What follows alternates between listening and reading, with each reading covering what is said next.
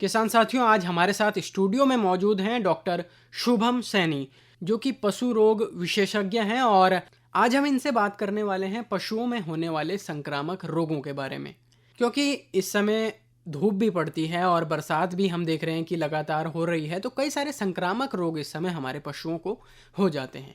तो जानेंगे डॉक्टर साहब से कि कौन कौन से रोग होने की संभावना इस समय रहती है और कैसे हमारे पशुपालक साथी उन रोगों से अपने पशुओं को बचा सकते हैं। बहुत बहुत स्वागत है डॉक्टर साहब आपका हमारे स्टूडियो में।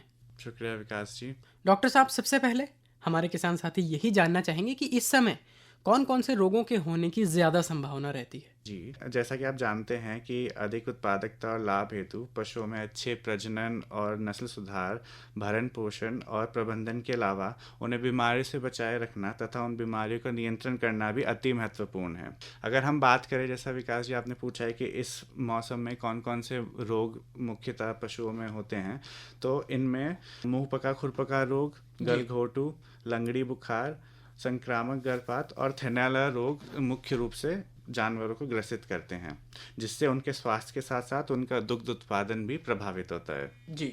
अच्छा, आपने बात की खुरपका मुंहपका रोग के बारे में। जी। इस समय पशुओं में काफ़ी ये बीमारी देखने को मिलती है और इससे दुग्ध उत्पादन बहुत गिर जाता है और कई बार तो पशुओं की इस स्थिति में मृत्यु तक हो जाती है। जी। तो क्या लक्षण हमें डॉक्टर साहब पशुओं में नजर आते हैं कि पशु इस रोग से ग्रसित है। जी, बात करें खुरपका मुंह पका रोग, जिसको हम अंग्रेजी में फुट एंड माउथ डिजीज के नाम से भी जानते हैं, तो ये एप्थोस वायरस नाम के विषाणु से फैलने वाली एक बीमारी है जी। जो कि मुख्यतः गाय और भैंसों को प्रभावित करती है। इस रोग में सबसे पहले जानवर को तेज बुखार आता है और वो अपना खाना पानी छोड़ देता है। जैसे जैसे समय बीतता है तो आप देखेंगे कि उसके जीभ पर, उसके उनके मुंह पर और कई बार खुरों के बीच में या खुरों के ऊपर छोटे छोटे छाले बन जाते हैं और ये छाले कई बार उनके थनों पर भी पाए जाते हैं। इसके अलावा तेज बुखार के अलावा पशुओं में कई बार लंगड़ापन भी आ जाता है, वो चल फिर नहीं सकते हैं, उठ नहीं सकते हैं। और जो दुधारू पशु हैं उनका दूध उत्पादन अचानक से गिर जाता है और जो गर्भवती पशु हैं उनमें गर्भपात की भी संभावना बढ़ जाती है। मुख्य रूप से आपको छाले दिखाई देंगे उनके मुंह पे और खुरों के बीच में या ऊपर, जो कभी कभी थनों पे भी होते हैं। और कई बार तो ऐसा होता है कि जो खुरों के छाले होते हैं ये फूट जाते हैं, वहाँ घाव पड़ जाते हैं और ऐसे में वहाँ कीड़े पड़ने के कारण कभी कभी जानवरों का खुर भी झड़ जाता है। जी। तो क्या कारण हो सकते हैं पशुओं में इस रोग के होने का। जैसा कि मैंने बताया कि एक विषाणु जनक रोग है, विषाणु के कारण होता है। और जो इसके विषाणु हैं, जो रोगी पशु है उसके उसके दूध, पसीने, मलमूत्र, लार आदि में पाए जाते हैं और इन्हीं के माध्यम से ये एक पशु से दूसरे पशुओं में फैल सकते हैं। साथ ही साथ इंसानों के संपर्क में आने से और हवाओं के झोंके से भी यह विषाणु एक जानवर से दूसरे जानवर में फैलता है और बल्कि बहुत तेज़ी से फैलता है। तो इसलिए बहुत ज़रूरी है कि अगर आप शुरू में ही ये लक्षण अपने जानवरों में देखें तो जो रोगी पशु हैं या संदिग्ध पशु हैं उनको बाकी के जानवरों से, जो स्वस्थ जानवर, उनसे आप तुरंत ही अलग कर दीजिए ताकि उससे बचे रहें। जी। क्या खान पान का भी कुछ खास ध्यान रखना होता है। जी जी बिल्कुल।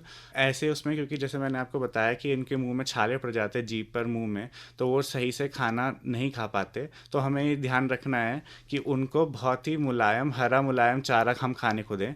साथ ही साथ उनके मुंह को आप 2% पोटेशियम पर मैग्नेट, या जिसको हम लाल दवा के नाम से जानते हैं, उसके घोल से धोएं ताकि उनको उन छालों से राहत मिले। और खुरों को भी हम 1% जो कॉपर सल्फेट या जिसको नीलत होते के नाम से जानते हैं उसके घोल से धो सकते हैं ताकि उनको भी वहाँ पे छालों से राहत मिले और वहाँ पे कोई कीड़े या और घाव ना बन पाए। जी। अच्छा डॉक्टर साहब, जैसे कि हमारे पशुओं को ये रोग हो गया है, जी तो क्या करें हमारे किसान साथी, या कैसे उसको वो उपचारित करें। जी, सबसे पहले मैंने आपको बताया कि आपको लक्षण देखने हैं। अगर आपको ज़रा सा भी संदिग्ध हो कि हाँ आपके पशुओं में अचानक तेज़ बुखार के साथ साथ आपको छाले दिखाई दे रहे हैं, तो उनको आप बाकी स्वस्थ पशुओं से अलग कर दीजिए। उनको अलग से स्वच्छ स्थान पर रखिए और उनके जो बचे हुए चारे और बिछावन है उसको आप जलाकर नष्ट कर दीजिए, क्योंकि वो भी विषाणु कई बार होते हैं उसमें भी।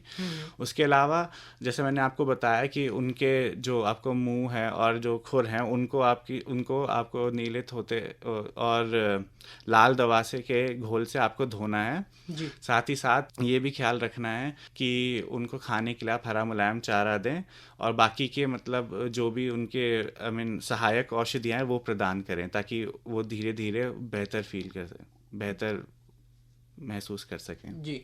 इसके अलावा डॉक्टर साहब, जैसे कि आपने गलघोटू रोग की भी बात बताई कि इस समय गलघोटू रोग भी पशुओं को हो जाता है। जी। ये भी काफी भयानक रोग है। तो गलघोटू रोग में कौन से लक्षण हमारे पशुओं में नजर आएंगे? जी, गलघोटू ये एक बहुत ही भयानक रोग है जो कि मानसून के टाइम पे व्यापक रूप से फैलता है और गाय और भैंसों को मुख्य तौर से प्रभावित करता है। जी। ये एक जीवाणु से होने वाला रोग है जिसका नाम पास्चुरिया मल्टीसिडा एक जीवाणु से होता है। और इसमें भी अचानक से आपके जानवर को बहुत तेज बुखार होगा और उसके साथ साथ उनके गले में सूजन आ जाएगी। जी। और वो सूजन के कारण जानवर को सांस लेने में दिक्कत होती है। और ऐसा जानवर जब सांस लेने की कोशिश करता है तो तब घर घर की आपको आवाज़ सुनाई देती है। और ये रोग इतना भयानक है कि अगर समय से उपचार ना मिले तो 12 से 24 घंटे के अंदर पशु की मृत्यु भी हो जाती है। जी। तो ऐसे में बहुत आपको ध्यान रखना है कि आप वर्षा ऋतु या मानसून से पहले जब ये रोग व्यापक रूप से फैलता है तो आप अपने जानवरों का टीकाकरण ज़रूर कराएं। इसका टीका अभी मानसून या वर्षा ऋतु से पहले, तो किसान भाई और बहनों से ये आशा है कि वो इस रोग की गंभीरता को समझते हुए अपने पशुओं का टीकाकरण इस रोग के लिए ज़रूर कराएं। जी। डॉक्टर साहब, लंगड़ी बुखार भी इस समय हमारे पशुओं को हो जाता है। जी। तो अगर कोई पशु लंगड़ी बुखार से ग्रसित है जी। तो हमारे किसान साथियों को किन बातों का ध्यान रखना चाहिए? लंगड़ी बुखार में ये भी एक जीवाणु से होने वाला रोग है, क्लॉस्ट्रीडियम नाम के जीवाणु से। इसमें भी पशुओं को तेज़ बुखार के साथ साथ एक या दो पैर में लंगड़ापन महसूस होता है, वो सही से खड़े नहीं हो पाते, चल नहीं पाते। और आप देखेंगे इस रोग में होता क्या है कि जहाँ पे जिन पैरों में ये ग्रसित होते हैं वहाँ पे उनकी ऊपरी मांसपेशियों में आपको हवा सी भरी हुई महसूस होगी, वो सूज जाती है, वहाँ सूजन आती है जिसको अगर आप दबाएंगे तो आपको ऐसा प्रतीत होगा जैसे वहाँ हवा भरी हो। जी। तो इस कारण से मतलब जानवर चल नहीं सकता, खड़ा नहीं हो पाता और उसको तेज़ बुखार होता है।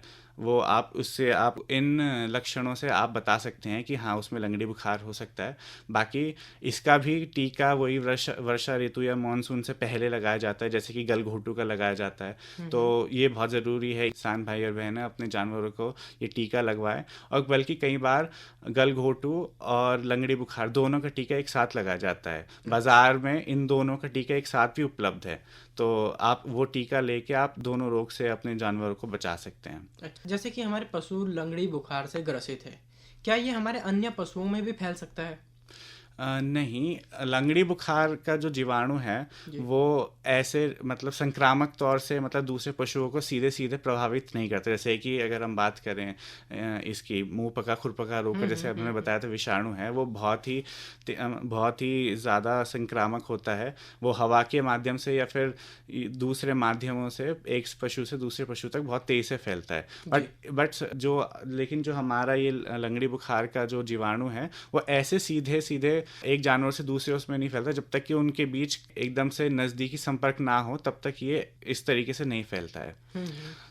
लेकिन वही है कि आपको जैसे ही इसमें इसके लक्षण दिखें तो आप उस पशु को बाकी पशुओं से अलग कर दें और शीघ्र ही अपने पशु चिकित्सक से संपर्क करें ताकि वो जल्द से जल्द इस रोग का इलाज कर सके। जी। डॉक्टर साहब, जो हमारे दुधारू पशु हैं अगर उनको ये रोग होता है तो इससे दुग्ध उत्पादन बहुत ज़्यादा गिरता है और इसका सीधा सीधा असर पशुपालक को झेलना पड़ता है, क्योंकि जब दुग्ध उत्पादन नहीं होगा और पशु उसका बीमार है तो ऐसे में काफ़ी आर्थिक हानि पशुपालक को हो सकती है। तो ऐसे में पशुपालक क्या करे कि कैसे उसका पशु जल्द से जल्द स्वस्थ हो जाए? जी, जैसा कि आप जानते हैं कि कोई भी पशु अगर किसी भी रोग से ग्रसित है तो उसके दूध उत्पादन पे फ़र्क पड़ेगा ही। तो ऐसे में आपको ध्यान रखना है इन दो महत्वपूर्ण चीज़ों का। सबसे पहले तो स्वच्छता, कि आप जहाँ भी अपने जानवर को रखें आप स्वच्छता का ज़रूर ध्यान रखें, चाहे वो उनको बांधने की जगह से लेके हो, चाहे वो उनका दूध दोहने के टाइम की बात हो, या फिर और भी आप कुछ भी काम करें तो उसमें स्वच्छता का आपको विशेष ध्यान रखना है। दूसरा ये कि जिन जिन बीमारी के बारे में हमने चर्चा की उनके टीके बाज़ार में उपलब्ध हैं, मौजूद हैं पहले से, और वो समय टू समय लगाए जाते हैं। इवन भारत सरकार के कार्यक्रम चलते हैं, कई सारे राज्य सरकार के कार्यक्रम चलते हैं जिनके तहत किसान भाइयों और बहनों को ये सुविधा दी जाती है कि वो इन रोगों के खिलाफ अपने पशुओं का टीकाकरण करा सकें। तो ऐसे में मैं किसान भाइयों और बहनों से यही निवेदन करना चाहूँगा कि वो इससे डरे नहीं, टीकाकरण से कोई संकोच ना करें। कहीं किसान भाई और बहनों के दिमाग में ये रहता है कि कहीं टीका करने से कोई उनके जो जानवर है उस पर कोई दुष्प्रभाव ना हो, उसके शरीर पर या फिर उसके दूध उत्पादन पे, या अगर वो ज्ञापन है तो कहीं गर्भपात ना हो जाए। तो मैं बता बताना चाहूँगा कि ऐसा कुछ नहीं है। जो बाज़ार में उपलब्ध टीके हैं वो पूरी तरह से सुरक्षित हैं और हर साल कई हज़ार जानवरों में ये टीके लगाए जाते हैं और वो इन रोगों से सुरक्षा पाते हैं। तो आप निसंकोच होकर ये टीकाकरण अपने जानवरों का ज़रूर कराएं। स्वच्छता के साथ साथ टीकाकरण का खास ध्यान रखें। जी जी। तो डॉक्टर साहब, चलते चलते कार्यक्रम में यदि हमारे जो पशुपालक भाई बहनें हैं उनको आप कोई महत्वपूर्ण संदेश कार्यक्रम के माध्यम से पहुंचाना चाहें। जी बिल्कुल, मैं यही कहना चाहूँगा कि जैसा कि हमने अभी चर्चा की कि जानवरों को बीमारियों से बचाना भी अति महत्वपूर्ण है। उसके लिए स्वच्छता और टीकाकरण ये 2 ऐसे पहलू हैं अगर हम समय से इनका ध्यान रखें तो हम जानवरों को इन भयानक संक्रामक बीमारियों से ज़रूर बचा सकते हैं। अब तो भारत सरकार ने भी कई सारे ऐसे कार्यक्रम चलाए हुए हैं जिनके तहत पशुओं का टीकाकरण निःशुल्क किया जाता है। जी। तो जैसे कि सितंबर 2019 में हमारे माननीय प्रधानमंत्री श्री नरेंद्र मोदी जी ने राष्ट्रीय पशु रोग नियंत्रण कार्यक्रम का उद्घाटन किया था, जिसके तहत लक्ष्य ये है कि 2030 तक जो हमारा मुंह पका खुरपका रोग और संक्रामक गर्भपात रोग है इनका उन्मूलन हो सके। जी। तो इसके तहत हर राज्य में हर ब्लॉक में टीकाकरण की जो सुविधा है वो उपलब्ध कराई जाती है। तो किसान भाई और बहनों से ये निवेदन है कि वो निसंकोच होकर बिना किसी संकोच के या बिना किसी भय के अपने जानवरों को ये टीका ज़रूर लगवाएं ताकि वो अपने जानवरों को इन भयानक संक्रामक रोगों से रक्षा बचा सकें। जी जी। तो डॉक्टर साहब, काफ़ी महत्वपूर्ण जानकारी आज आपने जो पशुओं में होने वाले संक्रामक रोग हैं उनके बारे में दी। स्टूडियोज़ में आने के लिए आपका बहुत बहुत धन्यवाद। आपका भी बहुत बहुत शुक्रिया विकास जी।